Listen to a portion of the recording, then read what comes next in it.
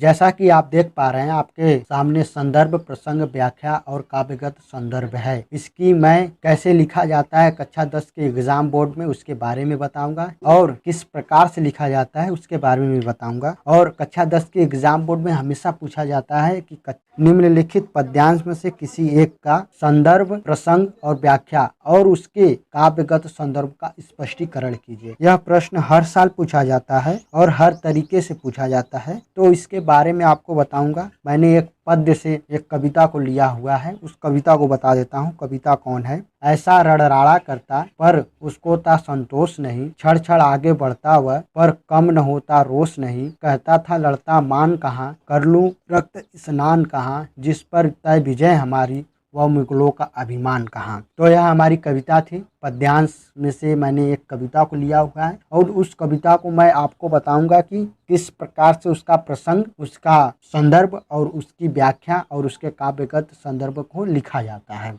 तो पहले कविता के यानी कि पद्यांश की जो कविता है उसके 2 अक्षरों को आप लिख लेंगे, यानी कि ऐसा रण डैश डैश डैश अभिमान कहाँ, यानी कि कविता के निचले वाले लाइन को 2 अक्षर को अभिमान कहाँ उसको भी लिख लेंगे आप। तो इस प्रकार से बनाया जाता है ऐसा रण डैश डैश डैश अभिमान कहाँ। तो इस प्रकार से आप बनाएंगे। फिर उसके बाद आपको लिखना होगा संदर्भ। इतना बनाने के बाद आपका संदर्भ लिखना है। तो संदर्भ आपको बहुत ही सिंपल सी भाषा में बता दें कि प्रस्तुत पद्यांश हमारी पाठ्यपुस्तक हिंदी के काव्य खंड में संचलित कवि श्याम नारायण पांडे द्वारा रचित हल्दी घाटी शीर्षक से लिया गया है। बहुत ही सिंपल सी भाषा में है। आप एक दिन यहाँ ध्यान पूर्ण इसको पढ़ लेंगे तो आपको याद हो जाएगा। प्रस्तुत पद्यांश हमारी पाठ्यपुस्तक हिंदी के काव्य खंड में संचलित कवि श्याम नारायण पांडे द्वारा रचित हल्दी घाटी शीर्षक से लिया गया है। बहुत ही सिंपल सी भाषा में आप एक लाइन में इसे याद कर सकते हैं। अब आपको बता देते हैं प्रसंग।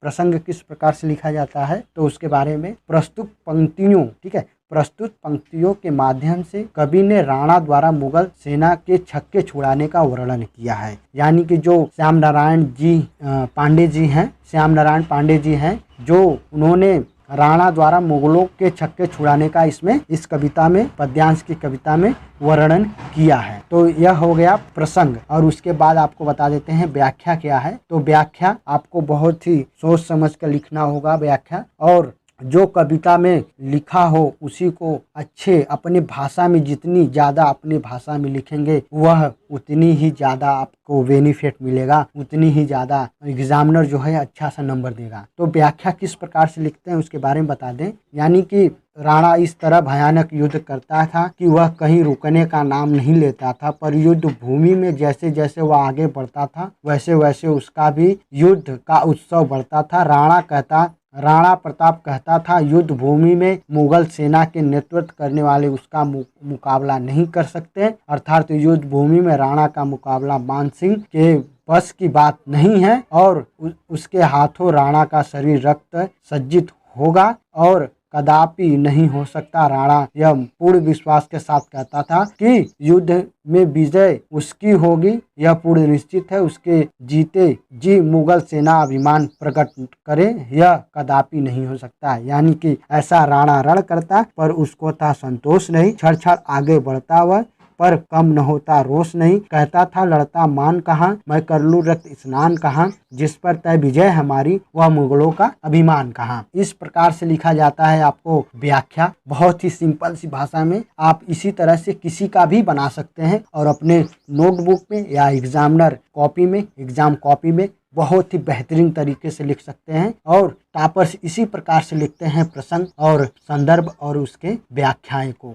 काव्यगत संदर्भ किस प्रकार से लिखा गया उसके बारे में बता दें। कवि के द्वारा राणा प्रताप का सैर और बसखान किया गया, यानी कि इसमें काव्य संदर्भ में राणा प्रताप के द्वारा जो वरखान किया गया है, जो युद्ध भूमि में जो उन्होंने विजय प्राप्त की है उसके बारे में बताया जा रहा है। बहुत ही सिंपल सी भाषा में है। काव्यगत संदर्भ में आपको लिखना है भाषा क्या थी इनकी, खड़ी बोली थी। रस क्या था, वीर हाहाकार मचाते थे और युद्ध करते थे मुगल शासन के द्वारा, तो इसीलिए यह उनकी क्या थी, रस वीर रस की। अलंकार सिंपल सी भाषा में भाषा लिखनी है। क्या भाषा, खड़ी बोली है। रस क्या है, वीर रस है। अलंकार क्या है, अनुप्रास अलंकार है। अलंकार अनुप्रास अलंकार है और श्लेष अलंकार। शैली क्या है? अयोजपूर्ण, यानी कि बहुत ही बलशाली। तो आपने जाना किस प्रकार से लिखा जाता है प्रसंग, किस प्रकार से लिखा जाता है संदर्भ और किस प्रकार से लिखा जाता है व्याख्या, काव्यगत संदर्भ। आपने बहुत ही सिंपल सी भाषा में जाना कि किसे कहते हैं और किस प्रकार से लिखा जाता है प्रसंग, संदर्भ, व्याख्या और काव्यगत संदर्भ को। बहुत ही सिंपल सी भाषा में आप इस तरह से अपने एग्जाम बोर्ड के कॉपी में लिखेंगे तो बहुत ही बेहतरीन नंबर मिलेगा आपको। और तो वीडियो अच्छा लगा हो तो वीडियो को लाइक कर दीजिएगा, कमेंट करिएगा, सब्सक्राइब कर लीजिएगा। इसी तरह के टॉपिक की वीडियो की नोटिफिकेशन सबसे पहले आपको मिले, और सब्सक्राइब नहीं किया तो सब्सक्राइब कर लीजिए। धन्यवाद, वेलकम, वंदे मातरम, जय हिंद, जय भारत।